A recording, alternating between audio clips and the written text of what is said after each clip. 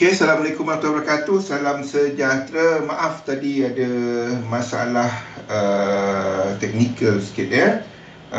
Nak tengok resop saya tak nampak lagi dekat website. Sekejap ya, saya pun kena masuk dekat website. Kalau tak saya tak nampak soalan anda ya. Sekejap ya. Kena login balik.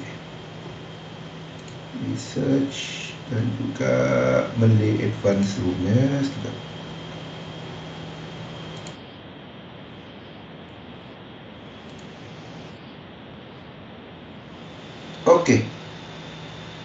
Okey, jadi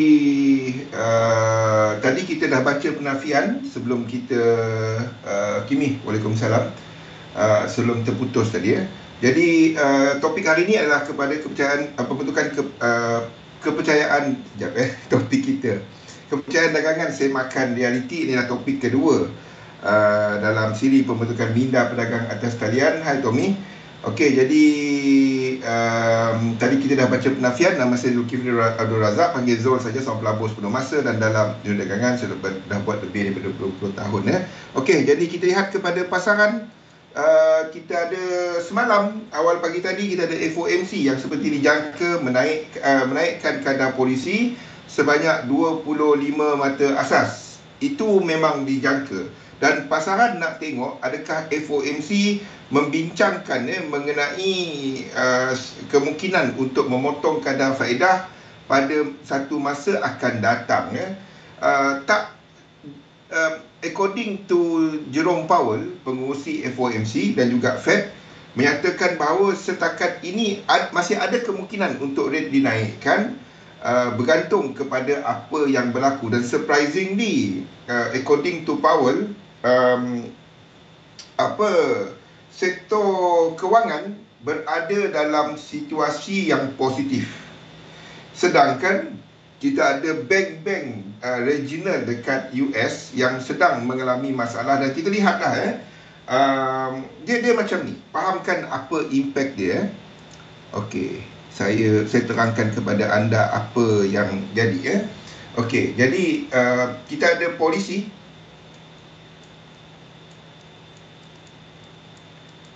di mana interest rate ataupun policy rate dinaikkan sebanyak kepada 5.25. Okey. Kita tahu sebelum ni pun semasa rate mencapai 4.75 kita ada bank yang ada masalah. Okey. The thing is, apabila kadar faedah ini dinaikkan, ini adalah untuk Fed Fund Fed Fund Rate.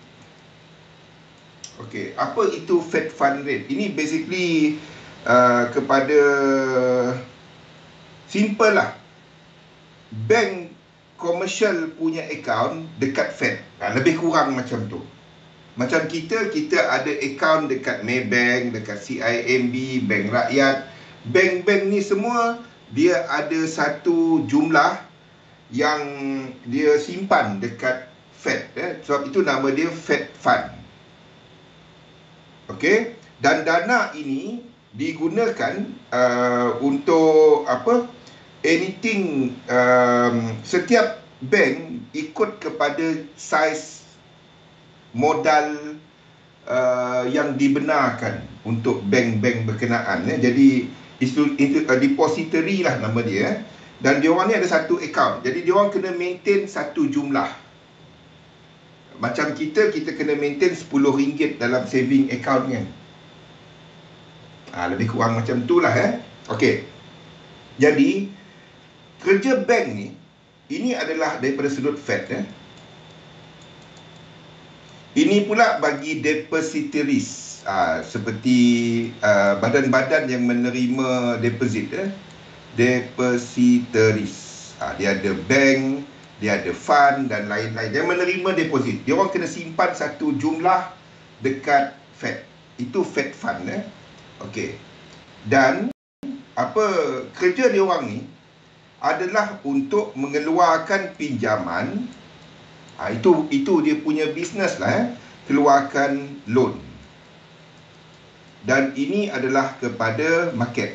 kepada sama ada bisnes, kepada individual dan lain-lain. Kerja diorang ni adalah untuk memberikan dan mengeluarkan pinjaman. Okey. Mana depositories ni dapat duit? Diorang dapat duit daripada market. Faham tak? Diorang dapat duit daripada market. Dan apa yang berlaku adalah apabila diorang menerima duit ni, kalau dia keluarkan satu-satu, dia kena faham depositories juga memberikan kepada simpanan. Inilah untuk investment dan juga kepada savings.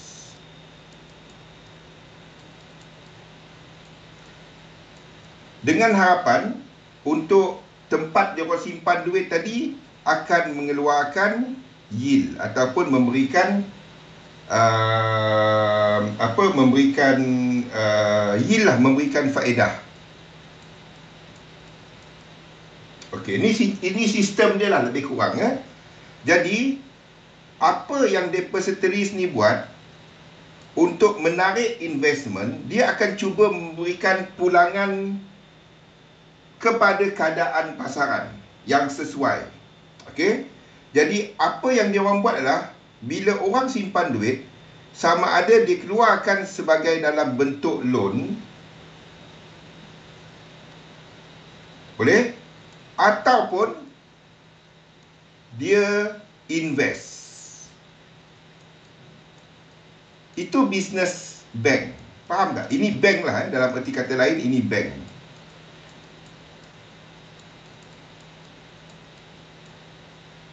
Okey. Bab ini boleh faham? Sama ada dia invest ataupun dia keluarkan loan. Itu untuk bank menjana pendapatan. Dan lazimnya apa yang dia orang buat dalam investment adalah sama ada kepada fixed income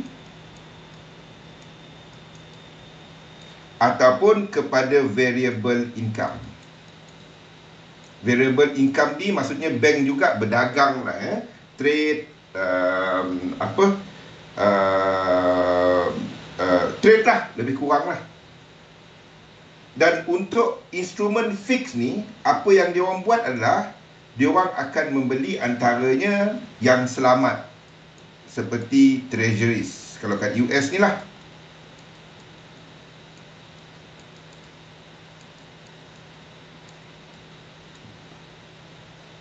Okey, setakat ini faham tak?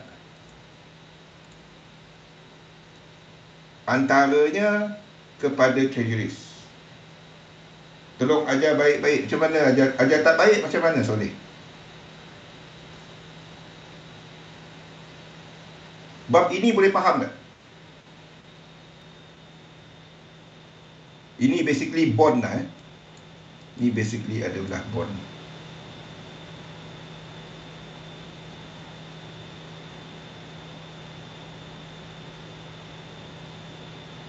Okey. Ini kerja bank. Ini apa yang bank buat. Sama ada dia keluarkan loan kepada pasaran ataupun dia invest dalam fix ataupun dalam variable income. Ini basically kepada bond, currency market, commodity dan lain-lain. Ini variable. Okey. Apa impact dia bila kadar faedah ini dinaikkan? Bila kadar faedah dinaikkan, ingat, bank ni semua membeli treasuries. Bond. Bond ni terbahagi, kalau nak lihat bond, anda akan tengok dua perkara. Yang pertama adalah harga. Yang kedua adalah kepada pulangan kepada pegangan bond berkenaan ataupun yield dia. Faedah dia lah, senang cerita. Bahasa mudah dia. Jadi, apabila kadar faedah ini dinaikkan, interest akan naik, harga akan jatuh. Maksudnya, nilai aset ataupun nilai portfolio bank tadi dalam fixed portfolio dia book value dia akan jatuh. Book value dia, value dia akan jatuh sekiranya pasaran keluarkan duit, bank terpaksa, sekiranya pasaran mula keluarkan duit, bank akan terpaksa keluar daripada yang ini. Itu impact yang pertama. Ya, dia terpaksa keluar daripada posisi dia lah. Macam anda lah, katalah anda trade duit adik, anda sedang pegang position, untung atau rugi tak kisahlah. Adik kata dia nak withdraw, anda terpaksa lah keluar daripada position anda untuk nak bayar withdrawal dia. Lebih kurang macam itulah.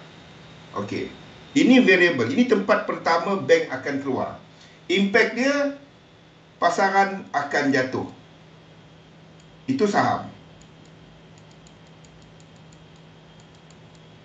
Itu impact pertama. Komoditi, currency, apa yang dipegang, apa-apa aset variable yang dipegang oleh bank tadilah dalam portfolio variable dia. Ini yang pertama. Bahagian kedua adalah kepada sekiranya masih makin kurang simpanan daripada pasaran, bank akan mula keluarkan ataupun turunkan keluaran loan dia. Dia akan mula turunkan. Ini last, ini last. Yang fix ni last. Dia akan mula nak turunkan jumlah loan yang dia boleh keluarkan. Sebab dia nak keep liquidity dia. Kalau tiba-tiba orang keluar banyak, dia kena ada satu floor dia lah. Katalah dia ada 100 billion. Dia mungkin kekalkan 30-40% untuk kekalkan just in case ada berlaku bank run, orang nak withdraw dan apa-apa. Bukannya semua dia masukkan. Jadi apabila ni dia akan keluar dulu. Yang kedua adalah impact dia, loan akan mula dikurang. Susah nak dapat loan dah. Dan kalau masih berterusan, bank ataupun depositories akan mula cairkan dia punya bond. Ini impact kepada kadar faedah. Faham tak? Sebab itu apabila ekonomi terlalu panas, inflasi terlalu panas, ini impact dia. Kalau inflasi makin tinggi, kita semua ni kena guna lebih banyak duit untuk nak purchase services dan dan barangan yang sama. Jadi mana kita dapat duit? Daripada kita punya tempat ni. Lagi tinggi inflasi, lagi banyak yang kita kena keluarkan. Kalau pendapatan tak naik, nampak impact dia? Itu daripada Fed.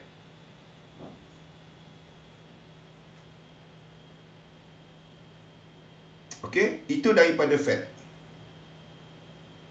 Ini dia punya pusingan lah. Okey. The thing is, Soleh, Fed dah bagi tahu dalam mesyuarat bulan 3 lepas bahawa kadar untuk semasa ni 5.25 itu dia punya target. Ni adalah apa yang ada dekat sini dalam data unjuran untuk Mac lepas. Ini yang dia keluarkan. 5.1 ni adalah kadar median. Kadar median tu adalah 5.1 ni adalah 5 campur 5.25. Kenapa 5 campur 5.25? Kena faham. Wassalam kali. Rate tu bukannya satu fix. Rate tu adalah sebenarnya satu julat. Julat apa? Ni julat dia. Kalau nak faham apa semua ni, Dia panggil sebagai effective Fed Fund Rate, kadar pinjaman semalaman di antara bank sesama bank. Mana dia punya ni? Sekejap. EFFR. Manalah pula saya punya EFFR ni? Ni dia. Kalau nak faham, ingat tak? Bank tadi simpan duit dekat Fed. Ada satu jumlah yang dia kena simpan. Jadi, dia tak nak simpan banyak sebab duit tu tak ada apa. Mati kat situ. Baik dia pergi invest ataupun dia pergi loan kan. Jadi, apabila terdapat kekurangan daripada sudut cash dia kena keluarkan, dan apa yang berlaku, dia kena top up benda tu. Lazimnya instead of top up, mereka akan pinjam sesama sendiri. Tak, Kuala Lumpur Interbank Overnight Rate, benda sama.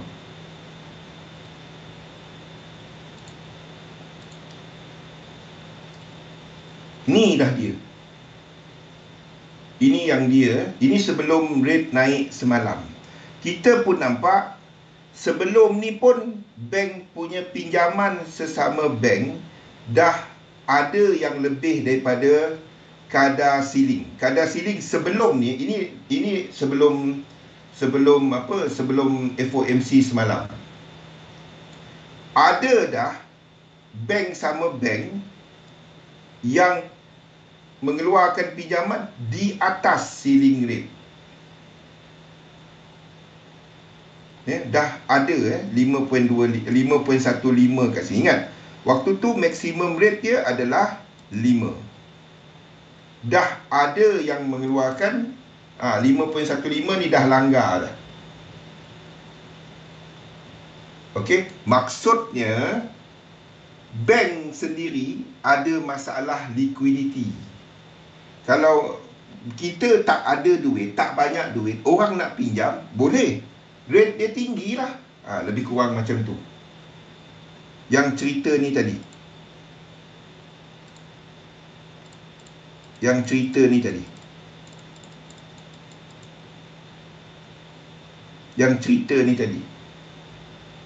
Okay. The thing is, itu semua dah di price in. But kita faham bahawa Fed kata sebelum ni 5.25 tu itu last untuk 2023. In fact, pasaran mula menjangka sebab kita ada tekanan dekat bank. Kalau Fed naikkan lagi kadar polisi, bank, mana saya punya ni? Okey. Kecairan bank boleh jadi lagi rendah. Faham tak? Dan pasaran mula menjangka bahawa kemungkinan akan ada potongan kadar faedah sometime tahun ini. Ini adalah untuk Jun kekal. Setakat ini, untuk Julai, ada yang kata kemungkinan untuk mula dipotong, masih lagi majoriti dia kekal. Untuk September, pasaran hampir 50% menjangkakan rate akan diturunkan kembali kepada 5% kadar ceiling dia. Itulah sebabnya kita nampak semasa dikeluarkan polisi, semasa dikeluarkan FOMC semalam, tak ada perubahan. Saya tukar a bit, di mana 4 ni kita extendkan 3 a bit, dan kita sedang membuat pembetulan yang lebih besar dalam minor, di mana sini kita jangka 1, 2, 3, 4 dan 5. One more down, satu lagi ke bawah sebelum indeks mencapai sokongan. Don't buy it here. Sebab saya boleh tukar yang ni dan kita habiskan 5 ni di sini. Dan kita membuat pembetulan yang lebih besar. Kalau Fed tak naik rate, dan kemungkinan selepas ni Fed akan mula mengurangkan kadar polisi, soalan saya, bank-bank tadi dah selamat tak Soleh? Yang regional bank dekat, kalau anda ikut cerita regional bank ni, maksudnya bank-bank sederhana dan kecil dekat US lah, dah habis tak cerita dia orang?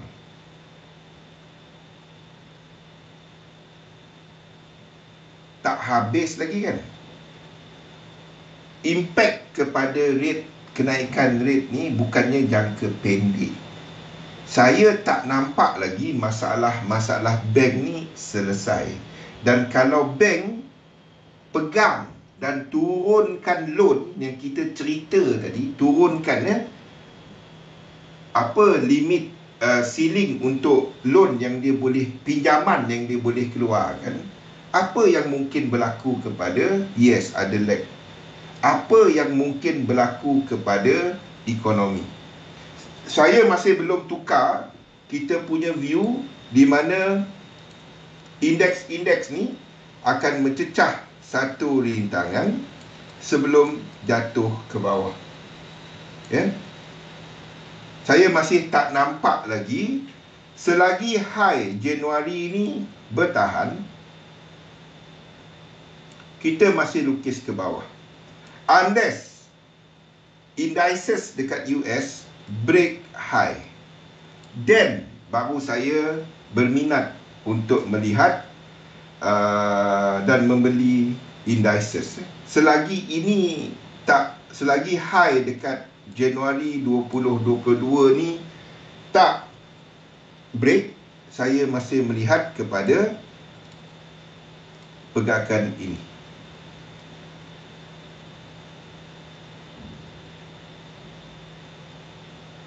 Faham? Kenapa kita masih lihat? Bukannya sebab bank, cerita bank tadi, saya lihat kepada technical. Technical pun menceritakan benda yang sama, di mana ini adalah US 500, ini adalah AUD JPY.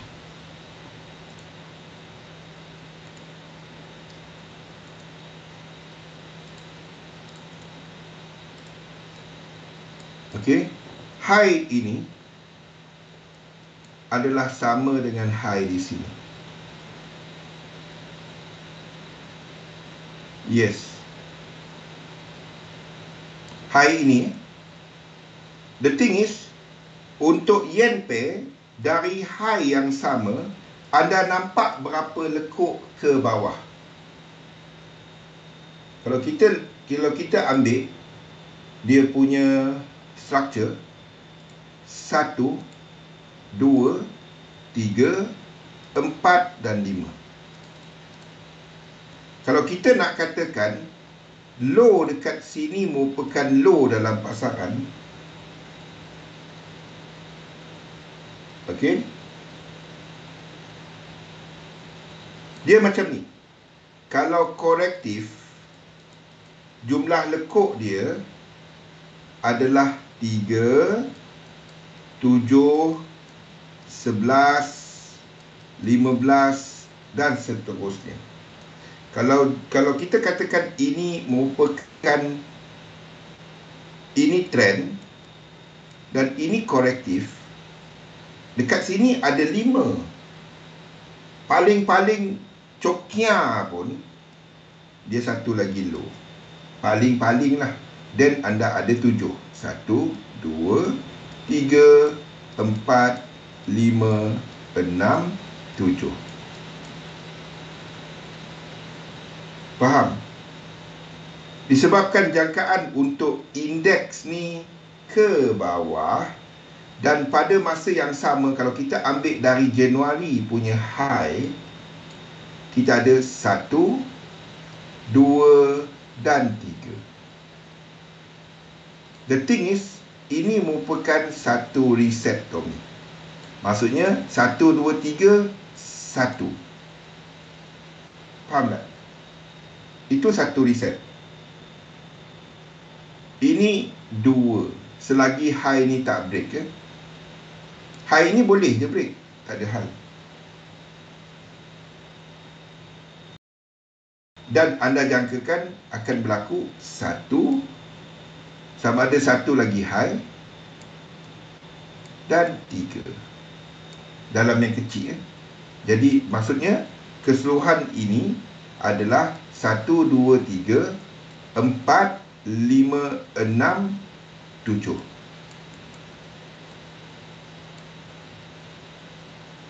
Sebab itu kita masih lukis ke bawah selagi dia tak break high ini.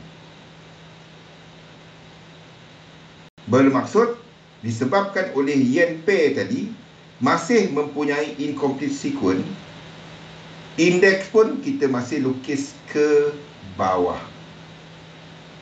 Okey.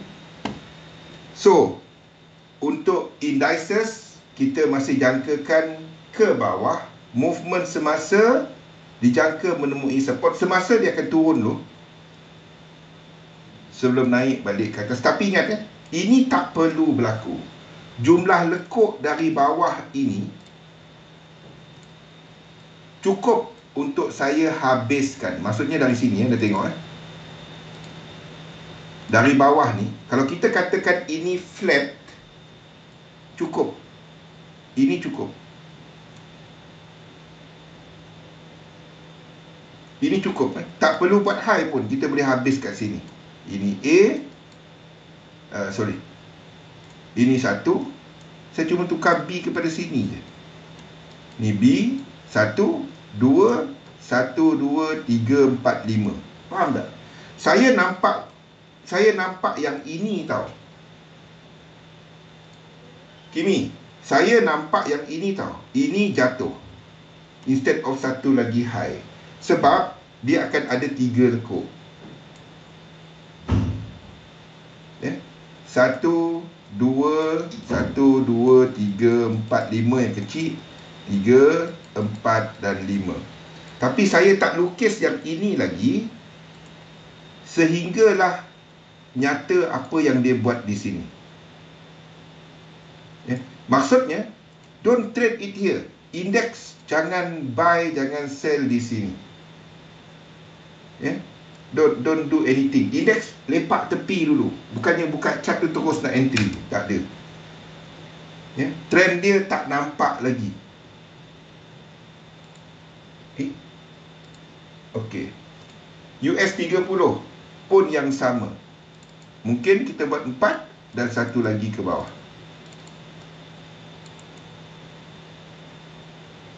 Tak ada apa. Untuk semasa benda yang serupa, tengok untuk US 30 ni, boleh tak saya letak 4 ni sini? Dan ini 5, dan kita ke bawah.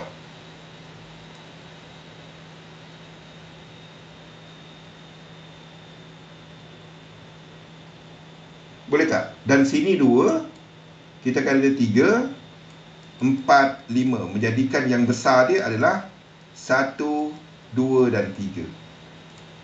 Kan? Ini adalah 2. 2 ni sini. Dan anda ada 3, 4 dan 5. 3 lekuk ke bawah. Don't trade it here. Don't trade it here.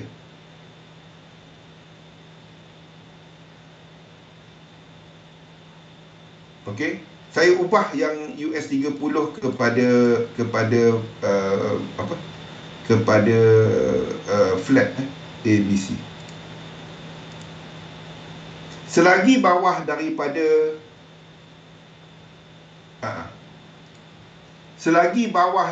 Januari ni, kalau dia break high ini pun kita masih lukis ke bawah. Ini sebagai A, B dan C. Ini sebagai W, sini X, dan 3 lekuk ke bawah.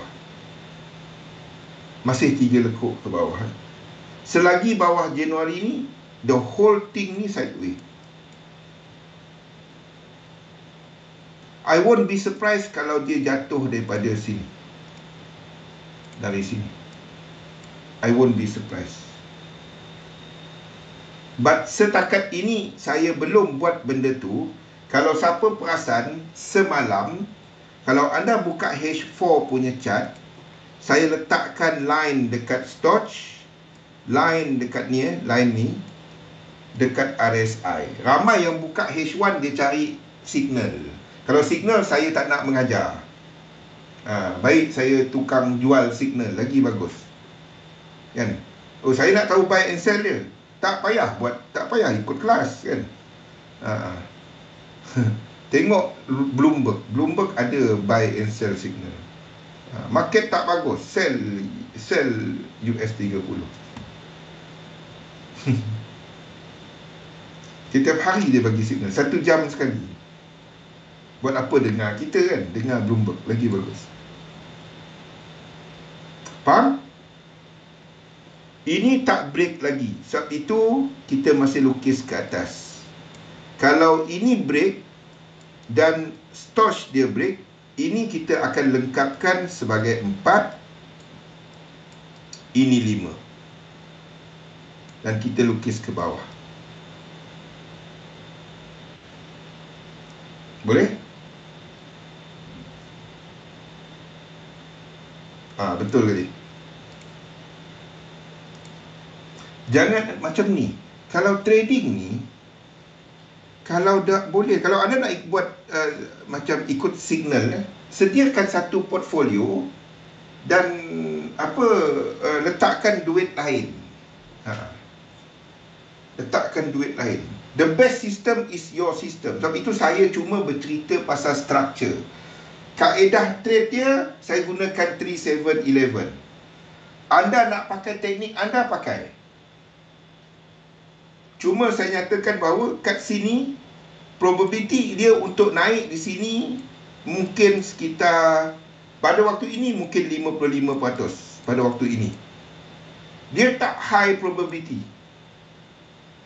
Kenapa kita masih lukis kata? Cuma sebab RSI ini tak break. Kalau dia break dan Stoch dia break, kita lukis ke bawah.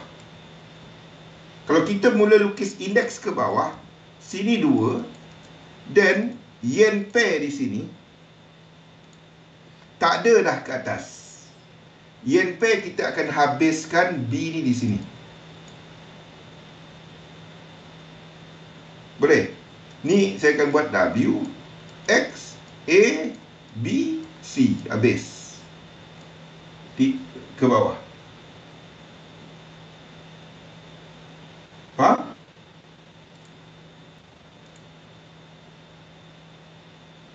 Ataupun ini adalah W, sini X, ini A ataupun W, sini X, sini Y. Baru sama cerita 3 lekuk. Faham? Kalau dia tak break high ini, saya akan buat benda ni. Ini W, ini tukar A, B, C, W. Sini X. Kita buatlah ni jadi 3 lekuk. Faham? Ni W. Sini X. Sini Y. Jangan peduli dengan elite wave ni. Elite wave ni cuma mapping yang kita letakkan saja. Yang penting adalah sequence, korelasi.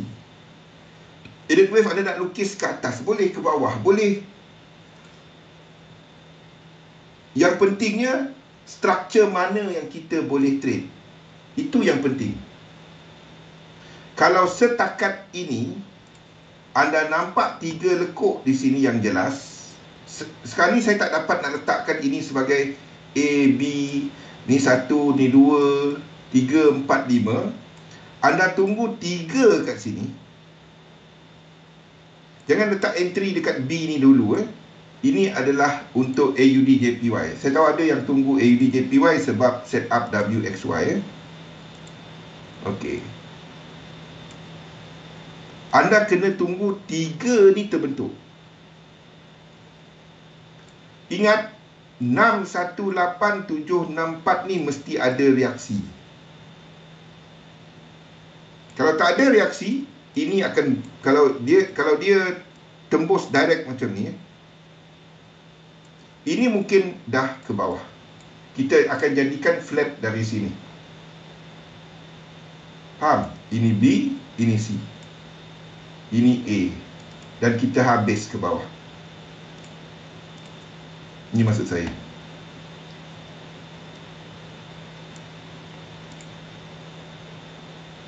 (618), yes. Ini kena ada reaksi.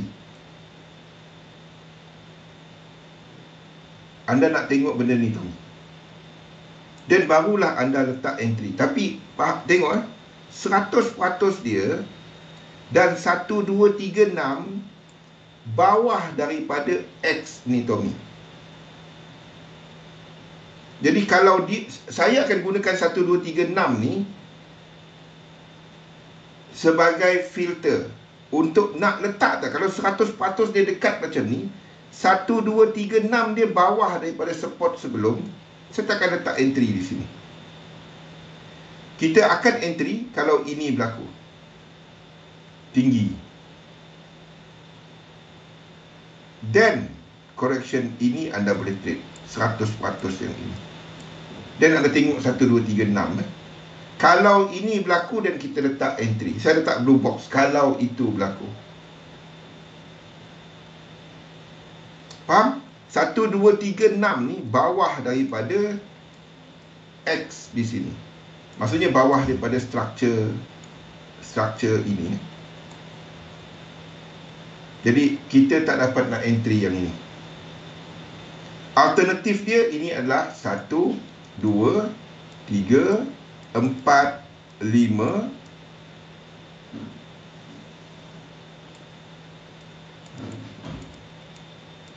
dan naik ke atas. Saya tak lukis macam ni sebab kita, kalau saya nak lukis AJ mencanak macam ni, indeks tadi jadi apa Soleh? Kalau kita letak yen pair mencanak, maksudnya kat sini akan jadi structure motif. Ni 1, ni 2, ni 3, ni 4, ni 5. Katalah kita lukis macam tu. 1, 2, 3. Lepas tu kita jangka sini akan ada pergerakan motif lagi. Kalau saya lukis macam ni, indeks jadi apa? Indeks akan fly. Faham? Indeks akan naik ke atas dengan laju. Kalau saya lukis sebagai A, B dan C.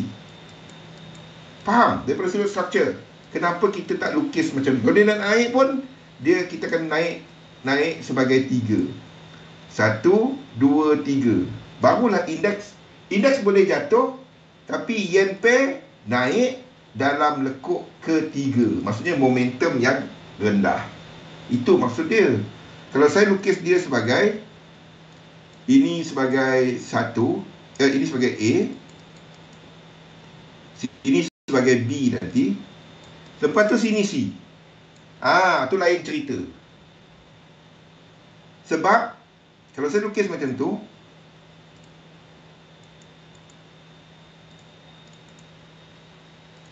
kalau saya lukis macam ni, okey, kalau saya lukis macam ni,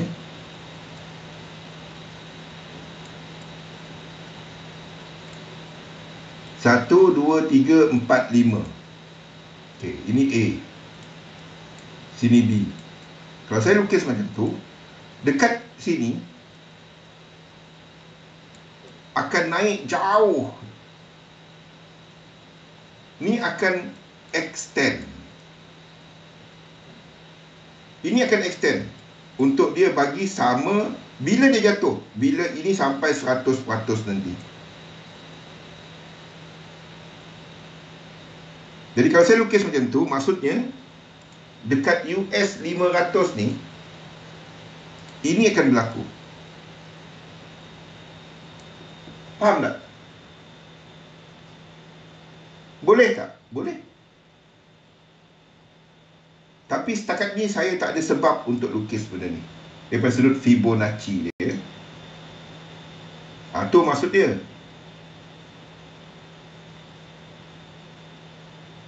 Faham? Unless dia buat benda tu, baru kita lukis dia. Setakat ini saya tak lukis. Saya tak buat dia macam tu. Okey. So, gambaran besar kita masih tak berubah. US 500 dijangka sama ada ni dah lengkap ataupun satu lagi low berlaku dekat H1. Okey. Dan satu lagi high.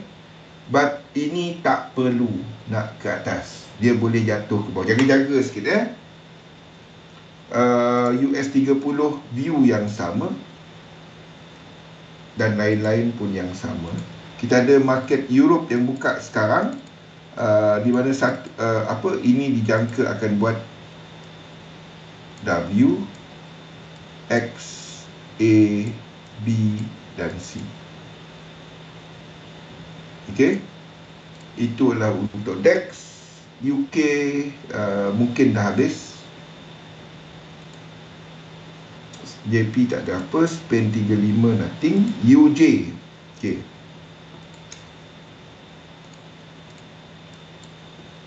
UJ kita jangkakan yang dekat sini nanti merupakan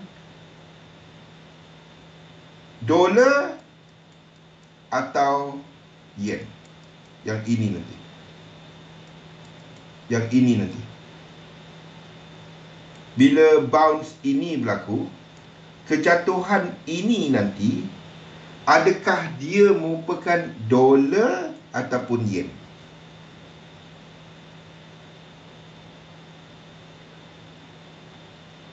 Tengok apa yang kita lukis untuk dolar index. Itu time frame berapa? H4.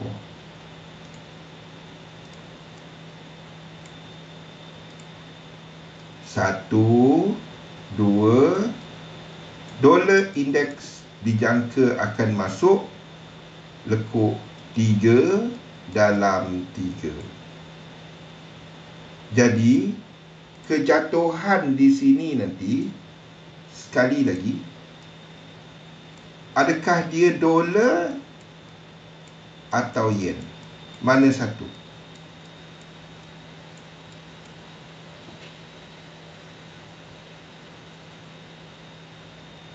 Saya melihat untuk short term adalah dolar dynamic dulu. Maksudnya, indeks di sini boleh naik. Dan kalau turun kat sini pun, ia adalah turun dalam diagonal. Tak ada 1618 lah. Lekuk 1. Ataupun A. Depending kepada anda tengok yang mana.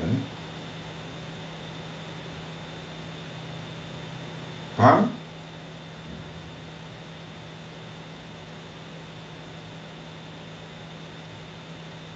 Sebab itu kita masih letak B, tak tukar lagi. Sebab kalau saya letak ini B kat sini, ini 1, ini 2, kemungkinan kita sebenarnya dalam lekuk 3. Jadi, apa tiba-tiba keluar lagu pula? Lagu apa ni kita?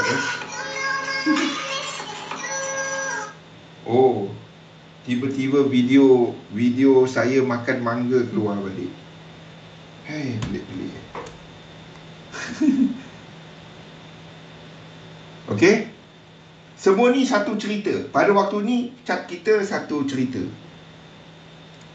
UJ kita jangkakan kat sini akan ada dollar dynamic. Apa maksudnya? Ini boleh trade tak? Ni tak ada. Kalau ini buat low, kita boleh trade. The thing is, kita ada seperti U-Chef yang buat low.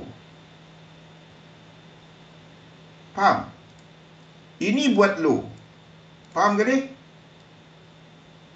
Jadi kalau ini berlaku, kita boleh short dia.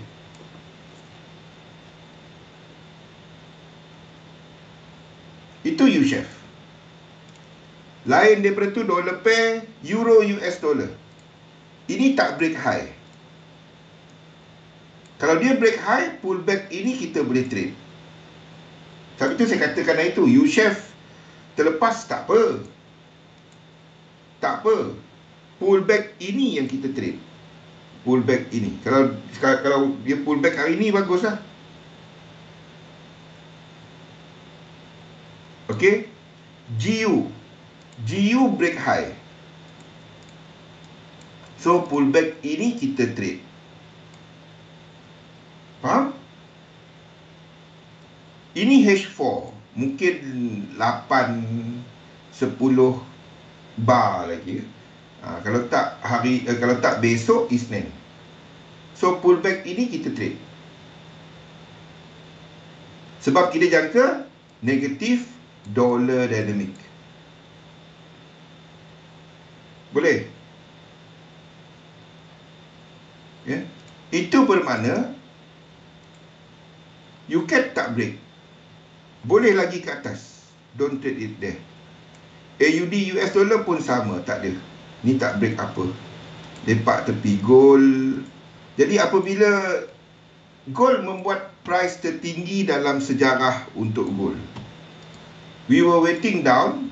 Tak apa, kalau dia break ke atas, kita tunggu pullback. Itu je. Dia masalahnya orang yang trade setiap lekuk. Tu masalah. Okay. Gold break dia punya high. Ini adalah kadar tertinggi untuk gold dalam sejarah. All time high dia. Okay. Expect a pullback anytime. Bukan untuk short. Anda cari untuk long. Ya. Bila dollar pullback, gold akan jatuh dulu. Any pullback dia, kita akan buy. Ini gold. Okay. Ni yang lama.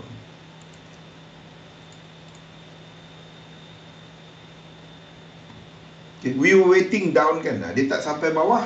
Dia break high. Tunggu pullback dia.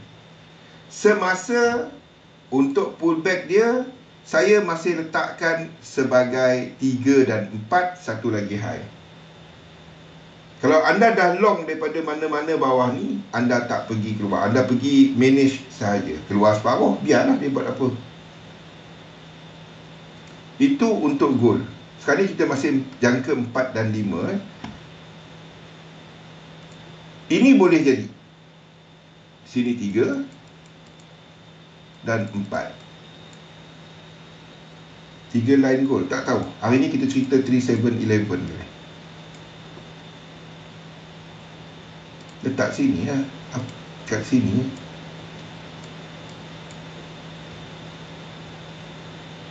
Tengok kat mana reset lah kali. Time frame berapa. Tengok kat mana reset. Tempat reset tu dia lower low atau higher high. Itu je. Stotch.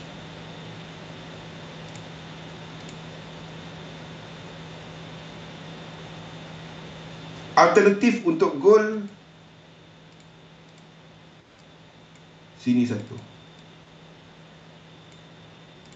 Sini 2. Ni 1, 2 dan seterusnya. Saya tak lukis macam ni sebab kita sedang jangka lekuk 3. So saya mesti menjangka pergerakan diagonal untuk gold. Ni adalah diagonal. 1, 2, 3, 4, 5. Anda nampak dia membetulkan low ini. Tengok stokastik punya reset dia kali. Tukar-tukar time frame. Maksudnya, anda lihat setakat ini, nampak tak? Daripada low ini, daripada low di sini,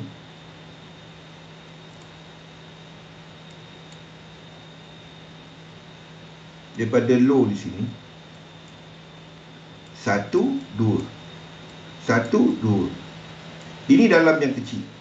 Jadi kalau anda dapat dia kecamuk macam ni, anda tukar time frame. Ini bukan H4 punya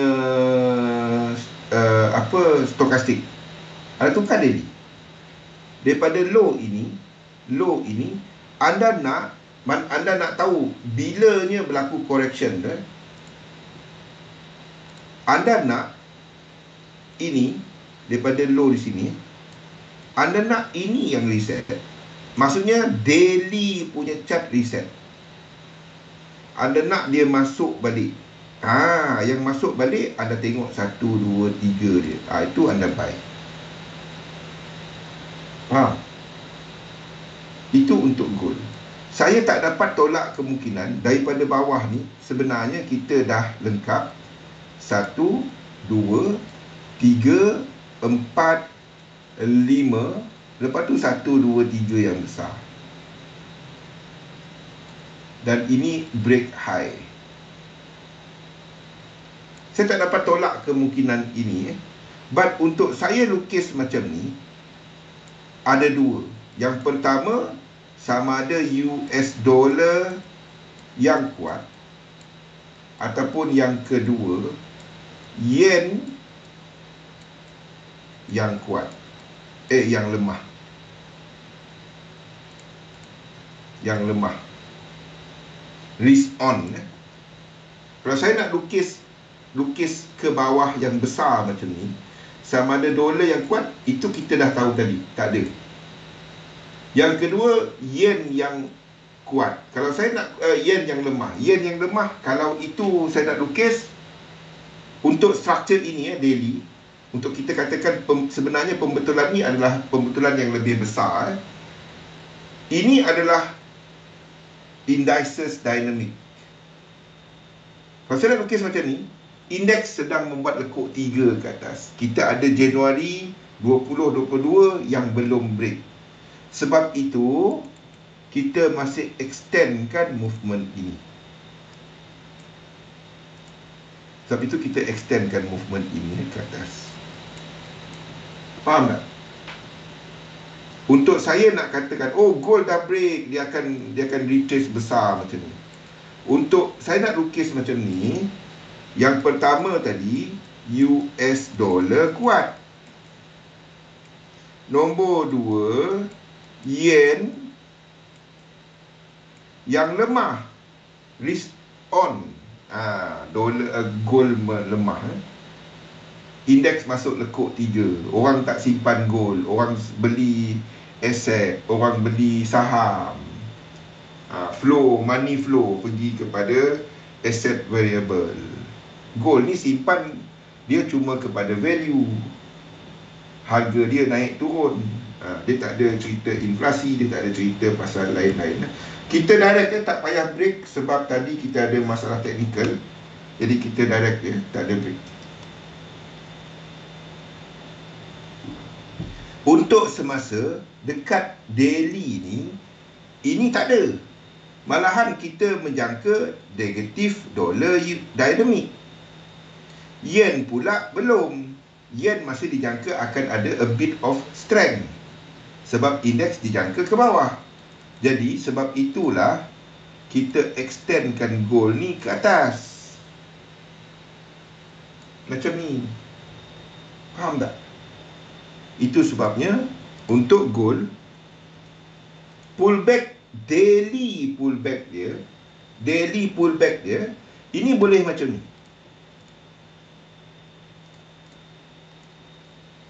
Semua ni satu. Faham tak? Semua ni satu. Dan kita ada daily pullback, pembetulan kepada low ini. Itu mungkin. Apapun anda buka daily chart, anda nak tengok benda ini berlaku. Kenapa kita letak 2 kat situ? Sebab reset kat sini. Anda nak tengok ini berlaku. Kenapa kita masih letak 1 minit? Nampak tak? Ini tak break. Dan kita ada divergence. Ini mungkin adalah 5. Tapi tak kisah. First 3 lekuk yang pertama against low ini anda buy dahulu.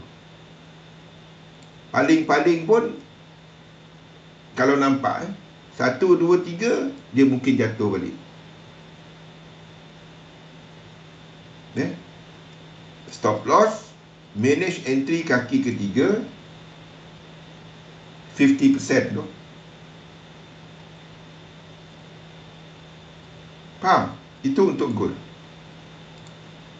A better trade kalau dia buat ini satu dan ini berlaku. That will be a better trade. Saya tak nampak yang besar ni sebab disebabkan oleh seperti yang saya katakan tadi lah. Kalau untuk ini berlaku sama ada dolar yang kuat ataupun indeks yang kuat, yen yang lemah.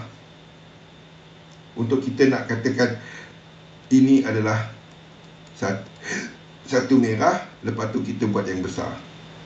Setakat ini saya tak nampak benda tu. Gold akan pull back selepas break multi high. Akan ada orang ambil untung lah, itu je.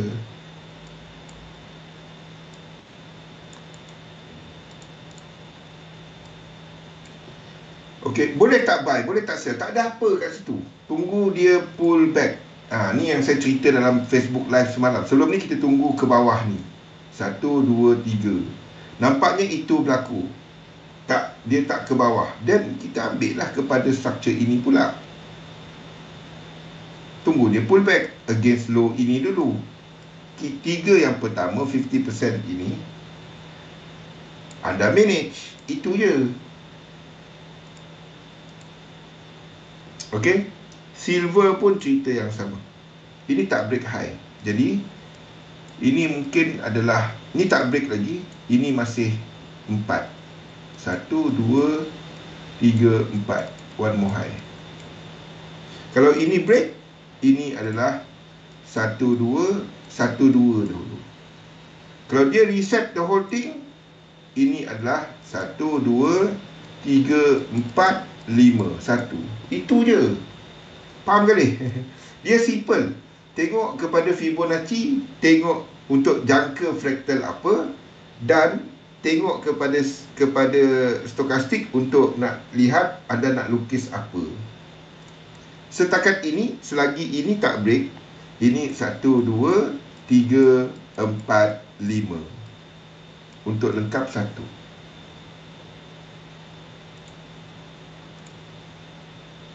Okey.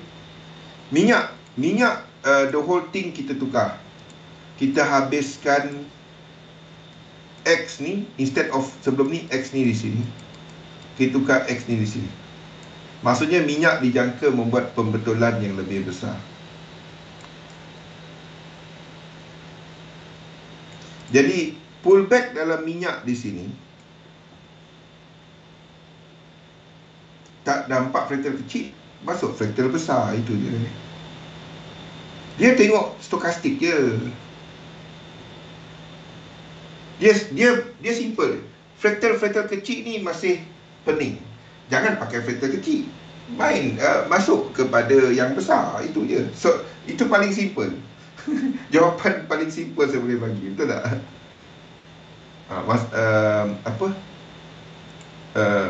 Buat yang nampak. Okey, minyak kita masih jangka ada movement a bit more ke bawah. Jadi kalau minyak ni ke bawah, then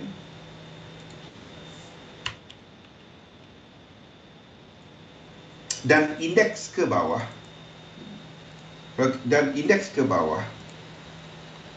saya masih nak tunggu ini semua ni, iaitu kepada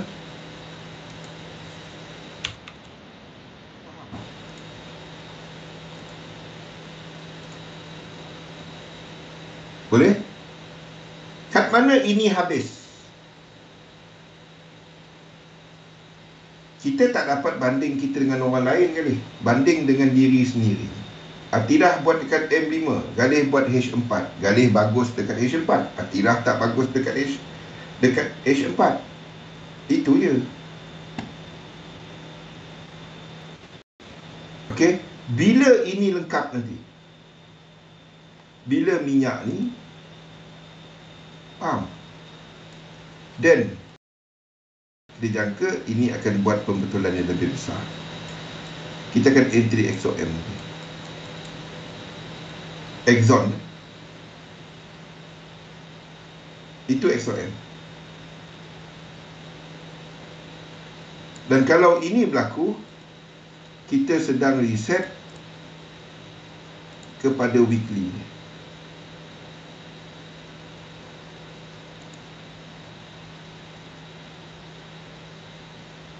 Okey. Maksudnya anda nak tengok ini.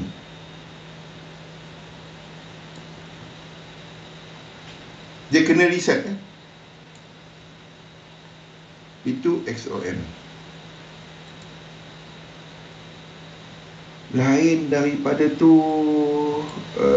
HG Euro crosses pun yang sama. Ini tak ada break.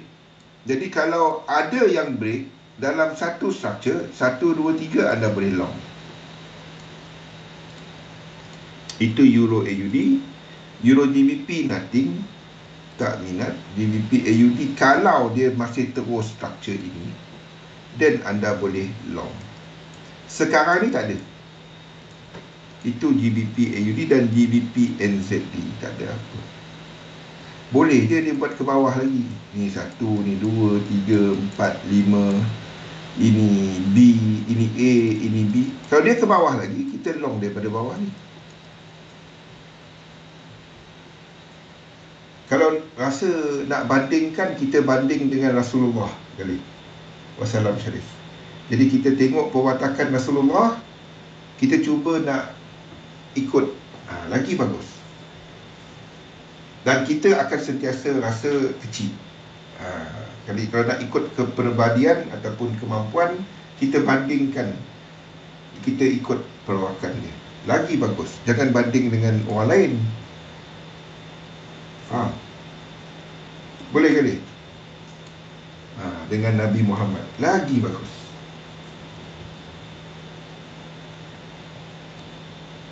Terus kalah ke dia. Faham ke dia? Kalau ini ke bawah, kalau ini ke bawah, ini 1, 2.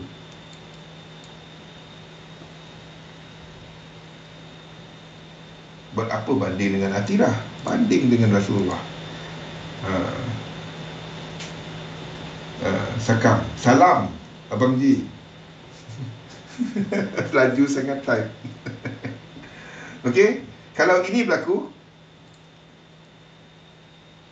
anda trade di sini. Itu mungkin 1, 2 event yang ini.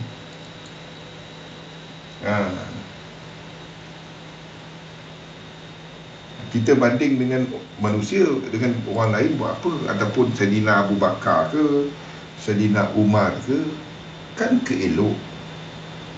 Okey, faham? Untuk dolar ni, ini berlaku, Dari dah gemuk, diet dari. Kita tak break ke, kita direct terus. Kalau ini berlaku, anda trade di sini.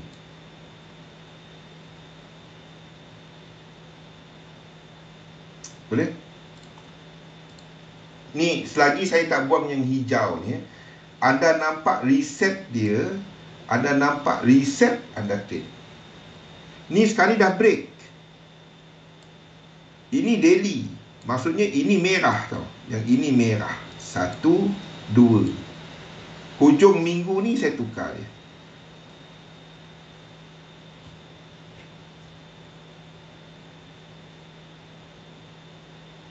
Hujung minggu ni saya tukar ni. Ni reset kepada the whole thing. Jadi 1 ni kat sini, ni 2. Tapi saya kena tunggu dia break lah. Dia break baru saya dapat letak 2. Kalau tak 1 ni, kenapa tak tukar sekarang? Sebabnya ini dengan ini lagi besar. Wassalam jom. Sebab itu kita masih 1, 2. Kalau dia break, ini adalah 1, 2, 3. 3 mana-mana lah. Cari tempat yang tak bersilang. 3, 4, 5, 1, 1, 2, 3. Trade di sini selagi hijau ni ada. Terlajak masa. Dia berhenti tepi highway kot, Jo. Tu yang terlajak masa kan. Boleh? Okey, apa yang ditunggu? Tunggu kepada dollar pair USHEF GU bila ini berlaku. Itu USHEF, ini GU. Sekarang ni tengah pullback.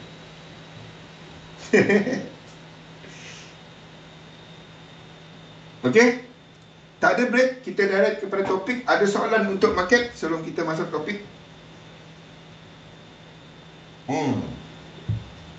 Settlekan sebelum dia terpaksa pakai pampers.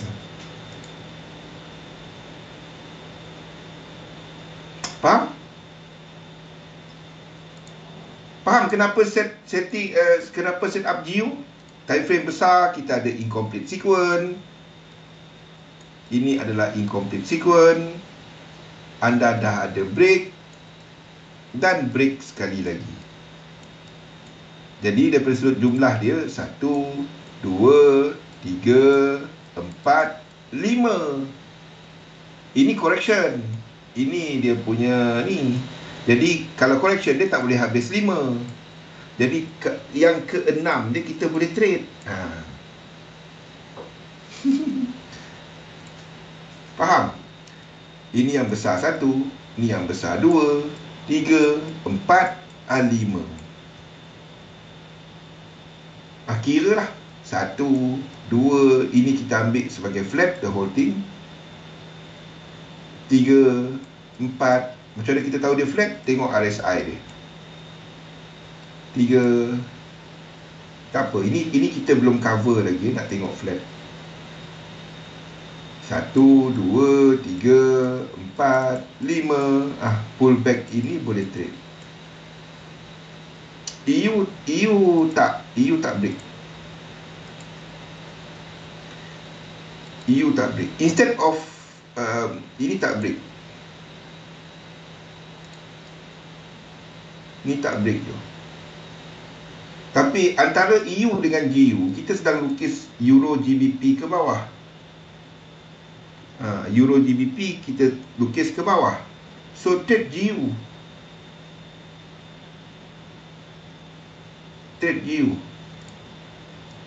Euro GBP ke bawah, maksudnya Euro lebih lemah daripada GBP. Jadi instead of trading EU, trade GU. Kalau kita lukis ini ke atas, kita trade EU. Boleh.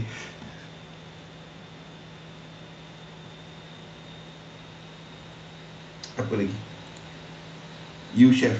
U-shape lah pullback dia. Okay. Pullback. Kita ada ECB petang nanti. Kita tengoklah.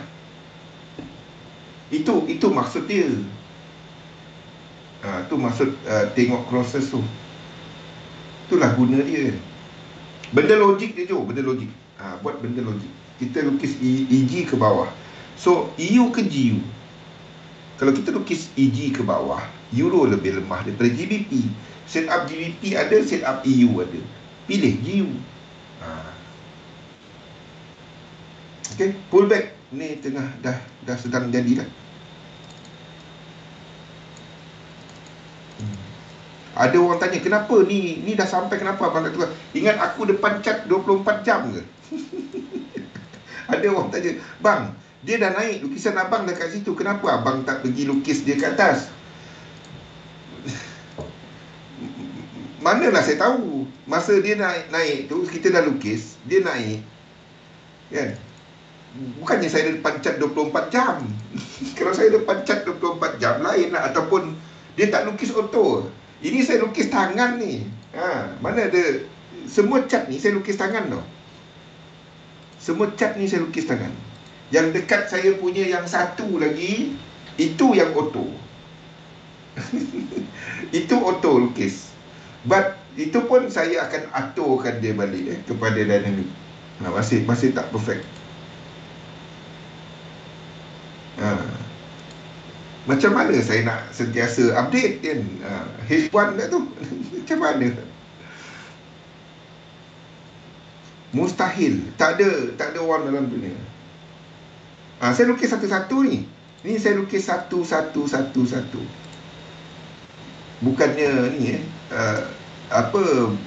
bukannya tak ada program untuk lukis dia. Ni lukis satu-satu.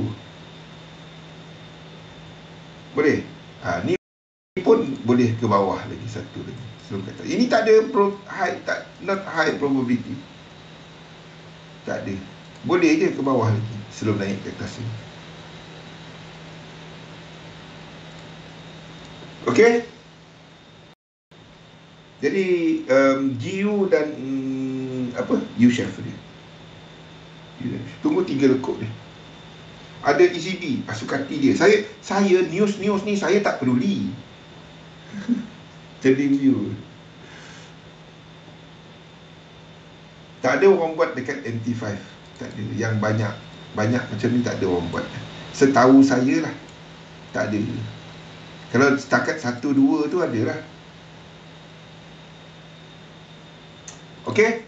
Kalau tak ada soalan, kita masuk perbincangan kita kepada apa yang kita bincangkan pada Selasa lepas ya, mengenai pembentukan minda pedagang atas talian dan apa? Tak ada Jawahir tak ada break kita direct je. Sebab tadi kita ada masalah teknikal. Tak sempatkan kami topik. Okey. Jadi kita dah bincangkan mengenai yang berikut. Dalam setiap kita ni ada 2 untuk anda berdagang. Yang pertama, anda tahu apa anda nak. Sama macam bisnes. Ini anda tengok dia macam bisnes. Ini anda lihat dia sebagai bisnes. Yang pertama ni, set apa yang anda nak. Bila anda nak buat bisnes tu, anda nak macam mana? Of course, semua orang nak buat duit. Itu memang kenapa kita buat bisnes. Itu kenapa kita kenapa kita berdagang, kenapa kita trade. Tukar perkataan trading tu kepada berniaga. Faham tak? Tukar perkataan trading tu, saya berniaga saham, saya berniaga currency, saya berniaga gold, saya berniaga komoditi or whatever.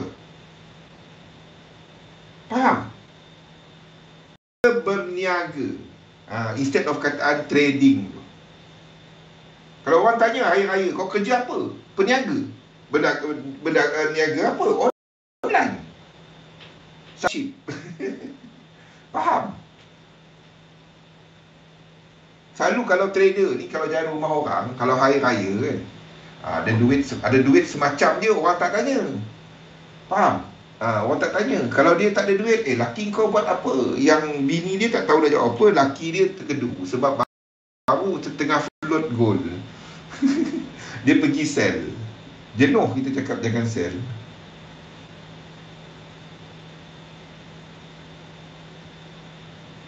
Okey. Setkan objektif. Sama lah macam berniaga, kita berniaga. Bila kita berniaga ni, bila kita sedang setkan, basically kita setkan, kita nak berniaga apa, kita setkan apa. Yang kita lihat pertama, modal kita dulu. Modal kita. Modal tu ada berapa? Ini jenis yang berniaga. Kalau anda jenis berniaga macam ni, ada duit, aku berniaga. Tak ada duit, aku tak berniaga. Anda tahu macam mana dia punya ni cerita naik turun dia macam mana kan? Faham? Jadi kalau anda nak berjaya dalam bidang ni, dia tak dapat jadi ada duit aku depo. Tak dapat. Anda kena settlekan berapa sebenarnya anda punya modal yang ada. Dia tak dapat tengok trading account tau. Anda kena tengok portfolio. Berapa sebenarnya nilai portfolio yang anda boleh buat. Dan saya melihat dia sebagai satu, saya panggil dia sebagai hybrid portfolio. Saya lihat semua. Termasuklah, ingat tak yang cerita bank awal tadi? Variable income, fixed income. Anda buat yang sama. Trading macam hedge fund manager.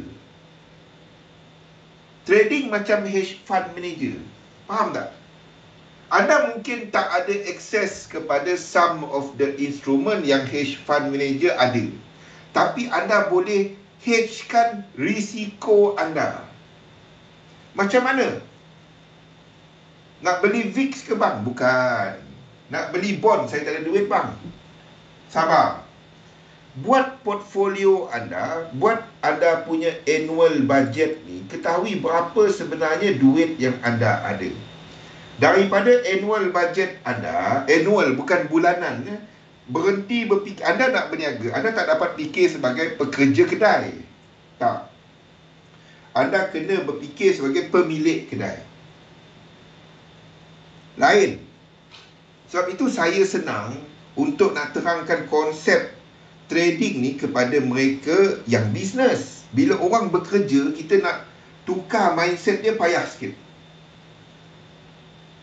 Payah sikit. Ambil masa. Sebab dia tahu dia akan... Soalan orang yang bekerja adalah benda ni. Kalau ni sebulan dapat berapa teknik ni? Saya tahu orang tu... saya faham. Dia tak berniaga, dia bekerja. Kau ingat tiap bulan trading ni untung saja. Seronok kan. Jenis-jenis kepercayaan yang masih sedang dibina lah. Kita tak tengok dia negatif, kita tengok dia sedang membina kepercayaan. Tak ada je trading tiap-tiap bulan dia untung. Wow kan. Tiap-tiap bulan untung, lain cerita. Ada naik, ada turun. Sama bisnes lain. Sama macam bisnes. Anda pergi kedai dekat rumah anda sekarang, tanya dia, tiap bulan boleh dapat apa? Dia boleh bagi lebih kurang anggaran, tapi memang dapat banyak tu tiap bulan? Tak. Ada masa naik, ada masa turun. Anda kena berniaga online ni sama macam tu. Sama macam, the moment anda dapat fikir macam tu, dan tidak lagi hujung bulan ni bolehlah depo 200, trade apa? Soalan-soalan magic tu, tak payahlah. Saya direct je. Kalau ada trade macam tu, berhentilah trade. Berhenti trade. Berhenti dulu dan fikir balik hala tuju anda. Berhenti dulu, buang masa. Dia sakit hati je. Dia dua je. Kalau tak tiba-tiba dia untung banyak, tekan apa entah, dan dia trade balik, dia bagi balik duit kepada market ataupun kepada XM lah. Ataupun nombor dua, dia letak hilang, terhidap, tak nak trade dah. Dia dua je hujung cerita dia. Hujung cerita perjalanan dia dua je. Dan last-last 2-3 tahun dah lah mengarut lah ke trading. Itu majority. Faham? Dia tak dapat dah.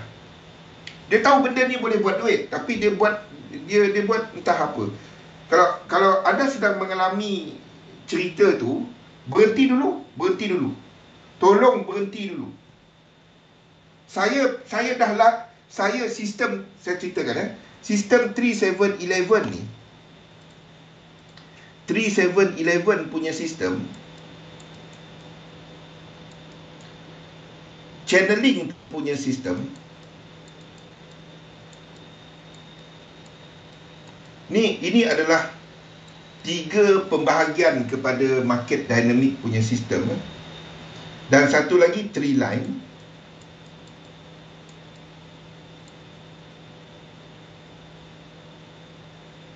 Biasa, banyak duit. Sebab masih ada orang yang kata, alah, buat apa buka demo? Buka lah, paling kurang letak $10, $15, baru ada feel. Suruh orang tu sponsor. Okey. Ini apa yang saya ada untuk market dynamic. 3711, channeling dan tree line. Saya rasa semua tahu. Yang saya kongsikan kepada anda 3711. 3711 pun terbahagi kepada 2, iaitu kepada incomplete sequence dan momentum sequence. Yang kita cover baru sini.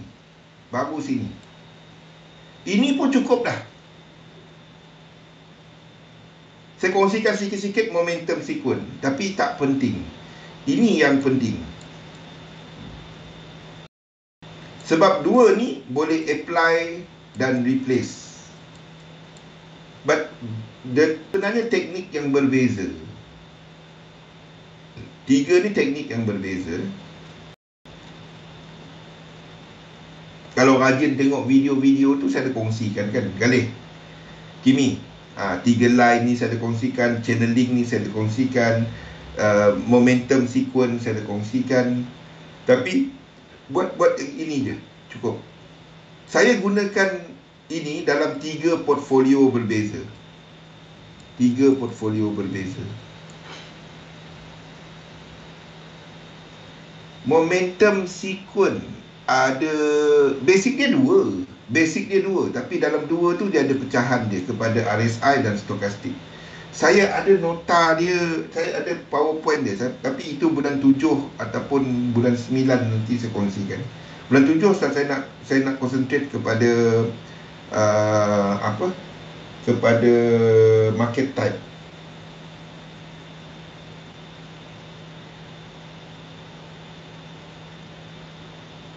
Saya tak ingat ada 3 ke 4. Bergantung kepada ni. Dia macam ni. Benda ni semua dalam otak saya.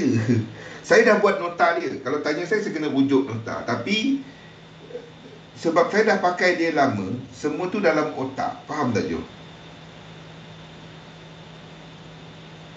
Kalau tanya saya ada berapa chapter? 2, 3. Satu adalah kepada break RSI, WXY yang ini. Dia kalau dia lekuk 4, kita akan ambil ini dalam bulan 7 nanti. Saya nak gali, kalau saya direct kepada, masalah saya dengan sequence ni adalah macam ni. Ini pun orang tak dapat lagi. Macam mana kita nak melompat yang lain? Faham tak? Galih mungkin fikir, oh saya dah faham yang lain-lain. Tapi kalau 1, 2, 3, 4, 5 pun tak tahu lagi, dia duk tanya pasal apa Fibonacci ke berapa kan. Saya nak lompat kepada topik lain macam mana?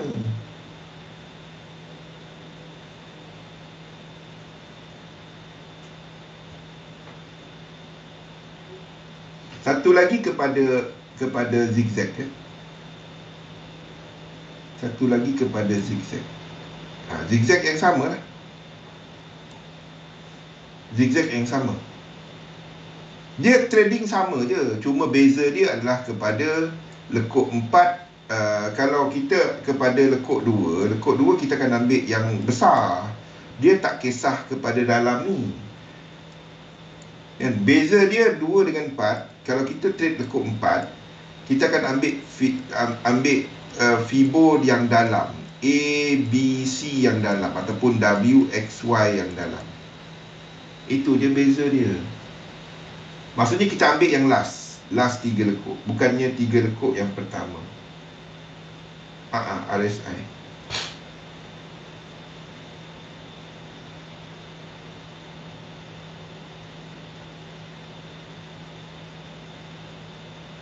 Sequence chart adalah benda ni.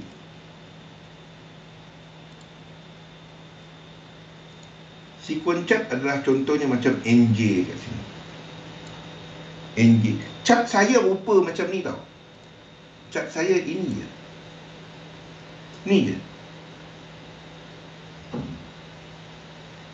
Nak masuk SQN lah kali. Nak masuk SQN kena cerita market type dulu, baru dapat cerita sistem quality number. Sebab anda kena test sistem anda kepada market type tertentu. Kalau setakat sistem quality number direct tanpa market type, anda boleh guna expectancy tu.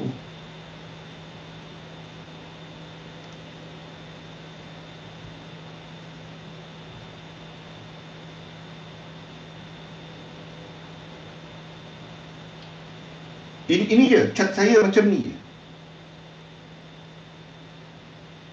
Itu NJ. Chart saya macam tiap hari kan saya kongsikan chart ni. Ini adalah Ini adalah sequence. Sebab apa kita masih lukis ke atas? Ini sebab dia. sebab jumlah dia. Ini, tapi ingat, ini boleh lengkap 5. Jadi satu indeks kita tak trade. Okey. Now, fikirkan daripada sudut portfolio, bukannya daripada sudut berapa aku depo. Berapa aku depo tu macam anda trade, macam anda berniaga, berapa duit kat kedai. Bukan. Berapa sebenarnya the whole asset yang anda peruntukkan untuk perniagaan anda.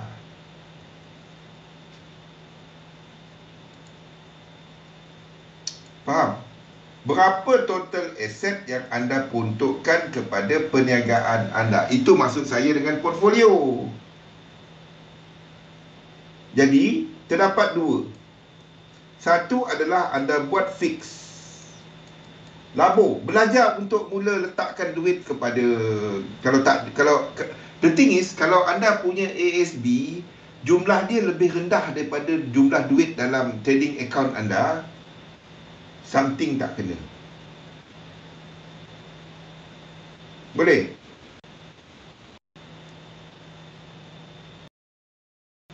Okey? Ni kita cerita besok. Besok topik khas ini, cerita ni. Okey, dan yang kedua adalah kepada variable. Dari sinilah saya nak besarkan ni. Saya membahagikan penggunaan 80-20. Tengok berapa pulangan yang anda boleh dapat daripada fixed income anda. Lazimnya 5 ke 8%. Kita ada kadar faedah macam Malaysia naik 3% semalam kan. Jadi anda research apa yang boleh memberikan saya lebih tinggi daripada Malaysia. Satu lagi, kalau anda sedang yes, sebabnya sepatutnya hari ni silap jadual. Wesak kan hari ni. Jadi saya pun patutnya travelling besok. Tapi besok malam ni sepatutnya saya travelling, tapi tak jadi. Okey. Kalau sekarang ni Malaysia punya rate adalah 3%. Anda pergi buat dan anda tengok annual untuk KLCI, KLSE lah, KLSE, ataupun S&P 500, kenaikan annual dia, annual return dia berapa? Annual return dia berapa? Setahun, maksudnya setahun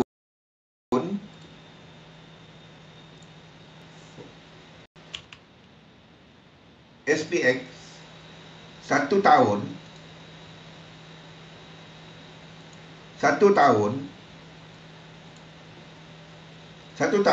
average candle ni berapa panjang? Average dia, faham tak? Average candle dia berapa panjang?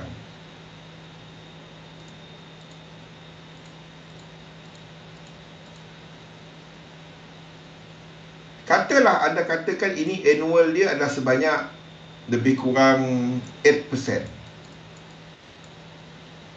Contoh 8%. Kalau anda katakan 8%, anda nak cari any yield ataupun investment yang lebih baik daripada 8%. Faham tak? Ini anda punya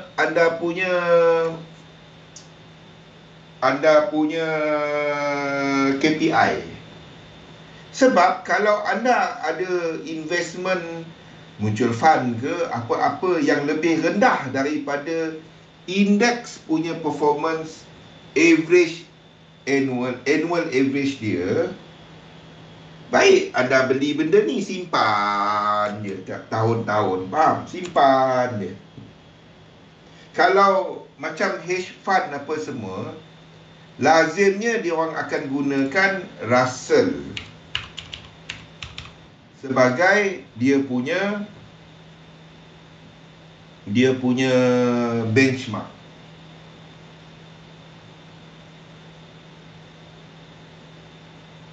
Kalau dekat UK kali, depend, anda nak bandingkan dengan indeks FTSE KLCI. Anda baik beli indeks. Anda nak tahu yang anda contoh, anda beli ETF tadi bagi saya tak dapat bagikan detail sebab ini jadi nasihat pelaburan. Saya dapat bagikan secara general. Contoh, anda tahu bahawa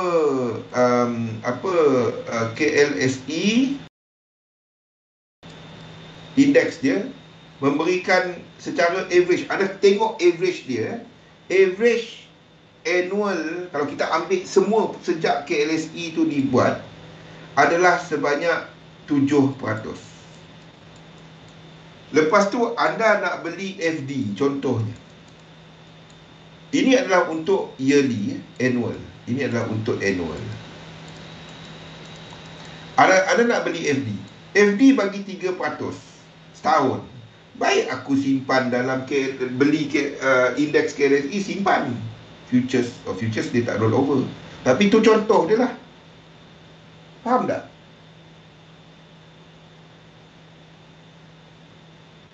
Yang saya sebut FTSE itu adalah komoditi dia. Cerita komoditi.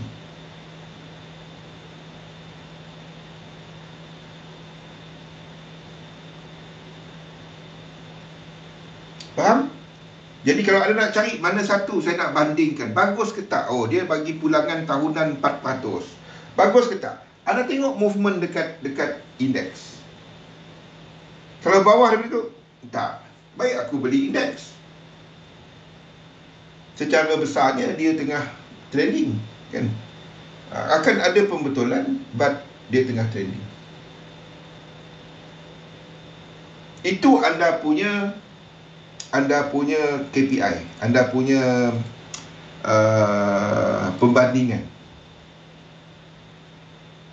Ya, pergi cari apa itu kepada anda. Buat due diligence. Saya tak dapat bagi nasihat pelaburan. Anda pergi buat anda punya due diligence. Yang penting anda buat. Jangan duit semua either simpan saving ataupun pergi depo and trading. Itu boleh menyebabkan demam kura-kura. Faham tak? Okey.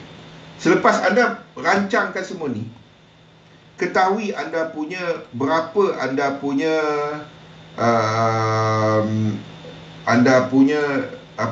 perbelanjaan tahunan. Itu anda punya chart. Berapa passive income yang ada sekarang, itu level price sekarang. Anda nak TP, tu baru cerita financial freedom. Financial freedom tak adanya daripada trading. Kadang-kadang dengar kan, financial freedom dicapai, saya trade untuk mencapai financial freedom. Tak. Anda trade untuk membeli instrumen yang mendatangkan passive income. Passive income itulah yang mendatangkan financial freedom. Bukannya financial freedom beli EA. Itu demam. Faham? Beli EA, trade, itu semua risiko. Financial freedom through passive income, duit yang bekerja untuk anda. Tapi bang, EA pun duit bekerja untuk kita. Ya, betul. Saya cakap ya. Saya betul. Saya cakap betul je. Saya tak cakap salah. Betul. Itu bukan passive income. Itu trading. Itu variable. Itu lain, belah lain portfolio. Faham?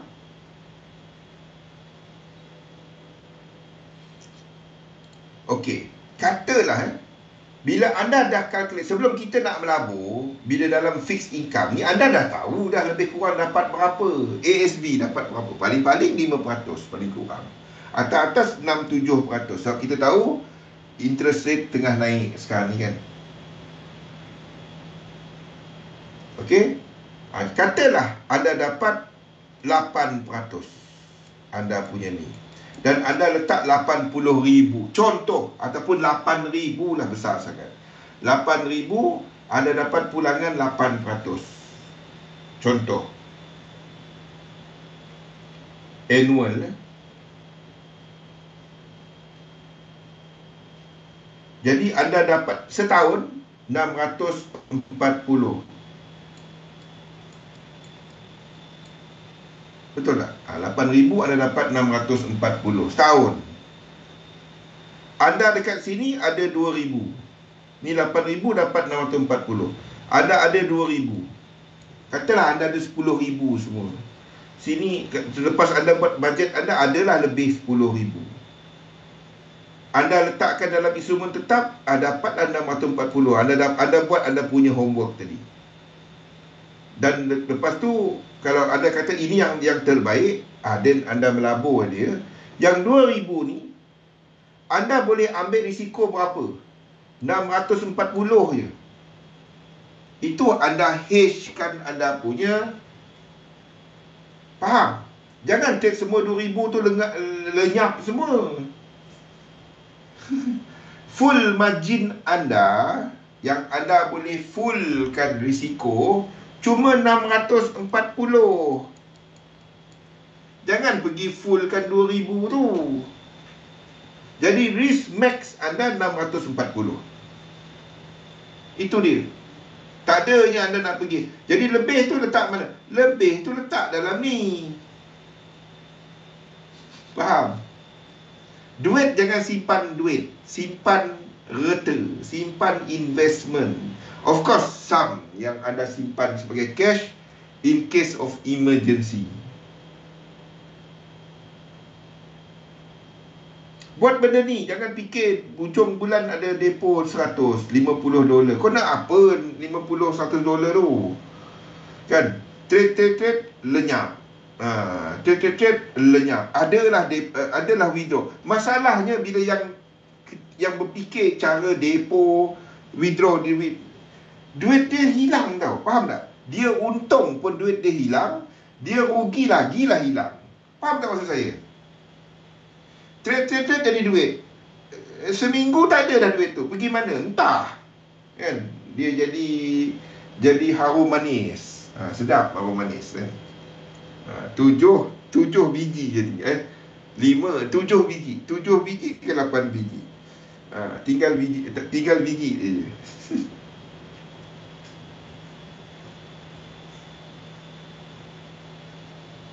Sebab dengan cara ni, anda ada objektif tau. Anda ada objektif ini. Selagi anda tak ada objektif, kerja dia macam tu lah, mendepo. Ataupun dia trade untung. Dalam otak dia untung, tapi duit tu tak nampak jadi apa. Dia jadi Louis Vuitton. Bak kata siapa? Bak kata Jawahir. Louis Vuitton.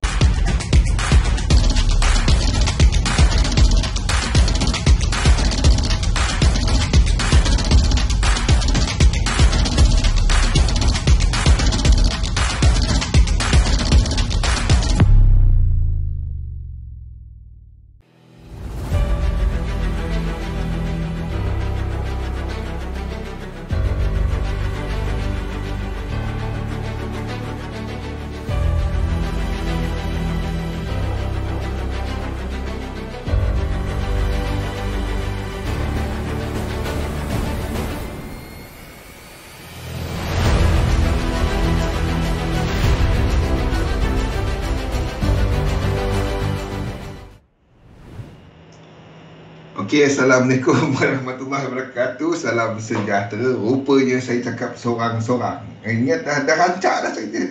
Dah cerita macam-macam tadi. Rupanya saya cakap sorang-sorang. Okey, kita ada berapa minit lagi? Dah habis, ada 3 minit lagi. Bukan Jawahir. Jawahir tak bersalah.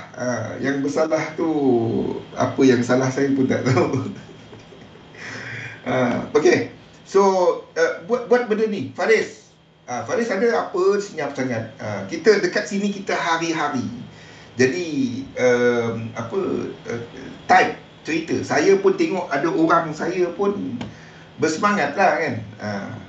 Lagi ramai yang komen, lagi banyak yang saya cerita. Anda tak komen, saya pun tak tahu nak cerita apa. Sebab saya ulang-ulang benda dari tahun 2017 dekat XM. Jadi kadang-kadang saya tak tahu apa nak cerita. Kalau anda tanya, dan kita banyak cerita. Boleh pancing sikit.